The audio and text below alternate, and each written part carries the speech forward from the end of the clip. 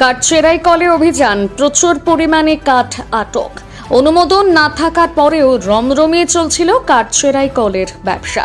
বন দপ্তর খবর পেয়ে সেই কলে অভিযান চালায়। জামুরিয়া থানার কুয়ামোড় এলাকার একটি কাঠ চেরাই কলে চলছে বন দপ্তর ও পুলিশের অভিযান। কাঠকল মালিক রাজেশ ভান্ডারীর দাবি, তিনি সব নিয়ম মেনে দীর্ঘ কয়েক বছর ধরে কাঠ চেরাই কলটি চালাচ্ছেন। তার কাঠ মিল থেকে যে সব কাঠ মিলেছে সেই সব কাঠ তিনি স্থানীয়দের কাছ থেকেই কিনেছিলেন।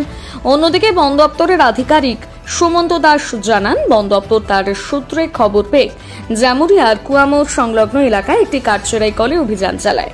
প্রথম দফায় অভিযান চালানো হয় শুক্রবার রাতে। পরে ওই কলটিতে শনিবার সকালে জামুরিয়া পুলিশের সহযোগিতা নিয়ে ফের অভিযান চালানো হয়। কাঠচেরাই কলটিতে একটি কাঠ চেরাই করা বড় মেশিন সিল করেছে বন দপ্তর।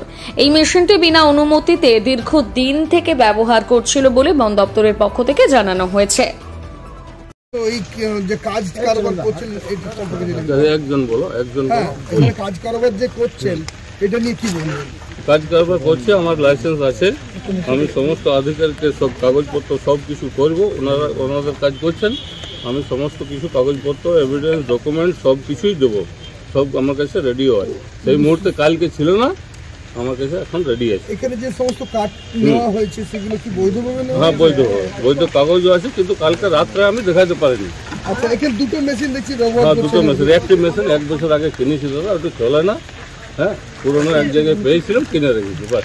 ওইটা তো হেভি মেশিন, ওই নামের খালি মেশিন, তাও তো তালা দিয়ে দিয়েছে, ওইটা এমনিও চলে না। তো আপনি সমস্ত নিয়ম মেনে করছিলেন? হ্যাঁ, নিয়ম মেনে করছি। আপনার নাম? রাজেশ ভান্ডারী।